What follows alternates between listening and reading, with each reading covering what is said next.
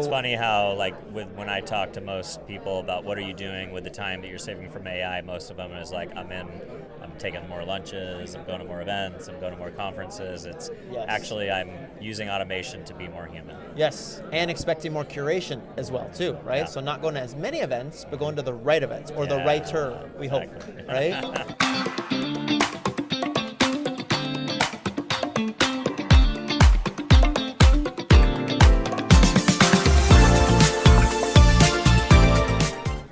What's up, everybody? Welcome to another edition of the Ad Podcast. We are broadcasting from TechCon SoCal in beautiful Austin, Texas, and we've got Neal Bloom, who's a managing partner at Rising Tide Partners.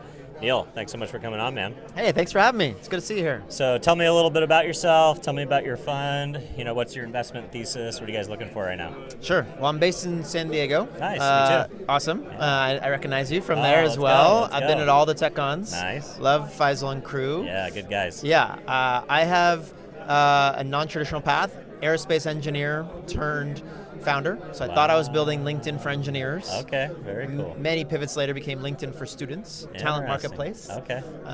We got acquired by a big ed tech company doing software for schools. Okay. And then helped a friend scale pretty much a marketplace for software talent called hired.com. So another talent marketplace. Yeah, it seems to be a niche. And what I realized is I've just been scouting good talent my whole career, you know? I've just been looking for people to get involved in. And so with a, lucky financial outcome, I just started angel investing into good founders. I love great it. founders, people I grew up with in a sense. Yeah.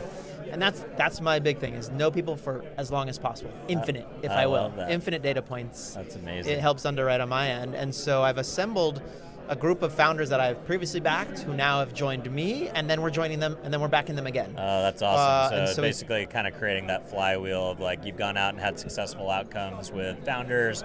They're coming in now and reinvesting with you or being operators, and you've got a little band of misfits, as they say. Right. So I tap into them for their brain power on very specific subject matter expertise, right? And then they in turn fund with the company with me. And then we continue to help, and we hope to prove to founders that our check is our least valuable asset. So you consider yourselves active investors, so you come in as operator, strengths, in addition to mentoring and stuff like that? Correct. All the, and we're not necessarily looking for board seats, we just want to back good people, only where we know we can add value, for real, But what's really been fun now, 6 years into it, is the rebound part, the flywheel part, where people had an exit, joined us as an LP, now starting new companies, and we know that 2 years in advance, we are ready to fund them. Wow. So the flywheel is starting to really fulfill itself. I love it. Do you guys have a category, a size, or is it just all about the people? It's all about people. Okay. We look inward of our LP base, which is a few hundred, and we've cataloged where we're great at. It's pretty much everything except deep bio, to be honest. Interesting, so anything, which is what San Diego's known for. I know, right? Isn't that funny? So we're great at filling the rest of the chasm of software and hardware, pretty much. Okay, software, hardware. And we're not San Diego only investors. Yep. We should be seeing the best deals in our own market, right? Because we're out there every day meeting founders, but every other week I'm somewhere else. I was in Dallas this weekend, I'm in Austin now, I'll be in New York in a few weeks. So I want to go where great founders are and help them wherever they can be. I love it. Well, you kind of lead into the ethos of TechCon, right? So TechCon exists to democratize access to founders, to entrepreneurism and capital. The idea that, San Jose and Silicon Valley is going to do what it's going to do, but all capital and innovation doesn't have to happen within 30 miles of San Jose, and that there are entrepreneurs, there are founders, there are access to capital everywhere now, especially as COVID kind of flattened the world in a lot of ways. People moving to places that they want to live versus having to be tied to New York or San Francisco or the Bay Area.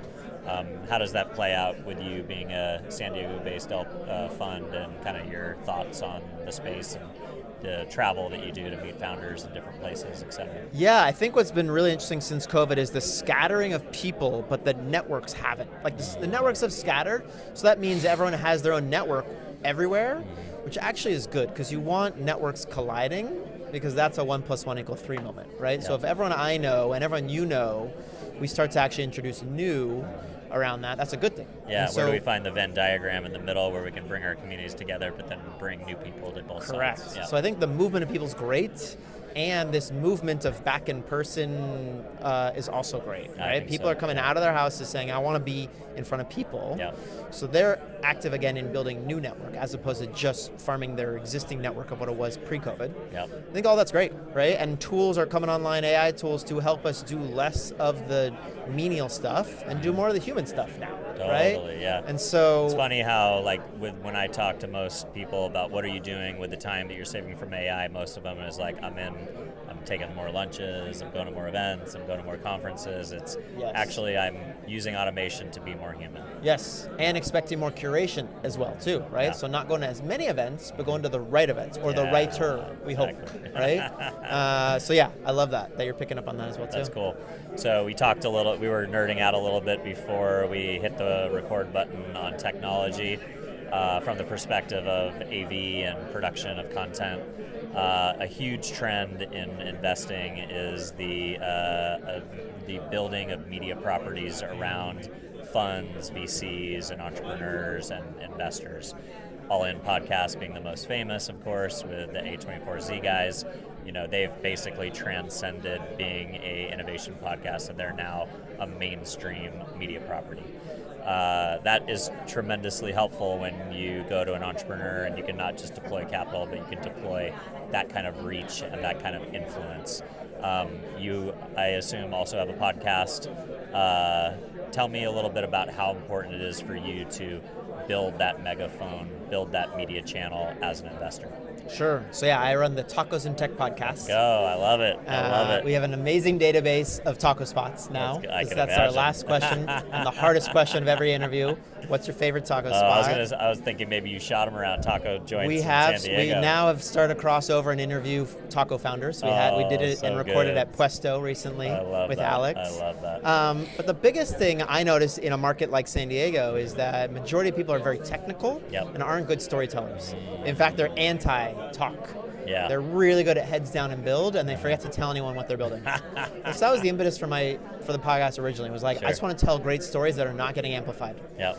And through that thesis, I got to meet amazing people, right? Yep. And it actually ended up becoming a signal to meet people and start tracking them. And I've funded a few people that I met first time on the podcast now. And because amazing. It's a non-pitch performative way, right? Totally, the gloves are off. Relationship build Correct. Before you get into any, post podcast talk or business transactions. Right. There's no pitch. It's just, I want to get to know you. Totally. And that's actually how I get to know every founder anyway. I want to get to know them for as early as possible if I can, because as soon as they ask for money, I'm going to have to give them a binary yes or no. Exactly. I don't want to give an answer yet. I want to get to know infinitely long. And so that's one signal differentiation for me. The other part is, being able to help the founders tell their story. I mean, that is honestly the biggest part that we can very succinctly say, can the average listener understand what you're doing?